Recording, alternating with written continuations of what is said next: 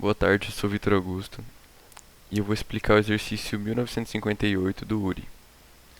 Eu sou do grupo DVCO, sou dupla do Danilo de Paula. Bom, o nome do exercício é notação científica e ele consiste em basicamente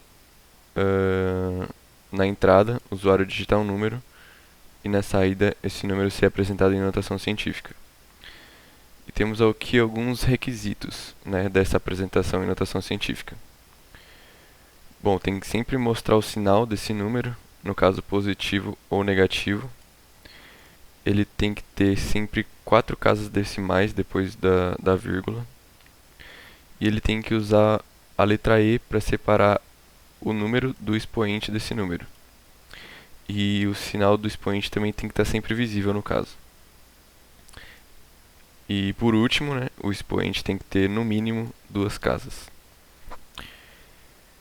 E bom, nós estávamos pensando em uma forma de fazer, em uma lógica seguinte, da gente pegar esse número, né, ler esse número e transformar ele para string.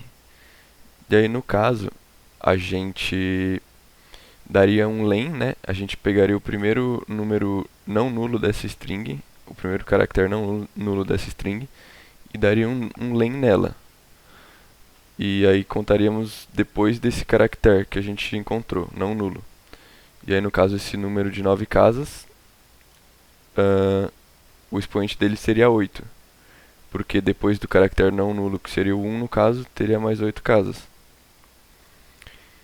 E aí com esse número, com esse segundo número aqui, nós teríamos 3 caracteres nulos. E depois teríamos o número real. No caso é o mesmo número de 9 casas. E aqui no expoente seria 1, porque a gente pegaria o primeiro caractere não nulo, que é o 1, e colocaria o ponto, né, depois dele, e contaria 4 casas, que seria o que o exercício pede, e sobraria 1. No caso, a gente colocaria o expoente 1 por causa desse 1 que sobrou. E aí é isso, é essa lógica que a gente estava pensando no começo. Mas dando uma pesquisada melhor, a gente descobriu que tem um tipo de dado formatado que ele já apresenta pra gente a notação científica. No caso é o porcentagem E maiúsculo, que você entra com um número qualquer e ele apresenta a notação científica assim, de cara já. E agora vamos para o código. O que a gente fez? A gente pegou um número de precisão dupla, no caso o x, né, essa variável, que é pedida no exercício. Aqui, precisão dupla. E a gente pegou uma string de tamanho 120, que também é pedido no exercício. E o que a gente fez? A gente leu esse número de tipo double e a gente copiou ele para dentro dessa string com a função sprintf. Por que a gente fez isso?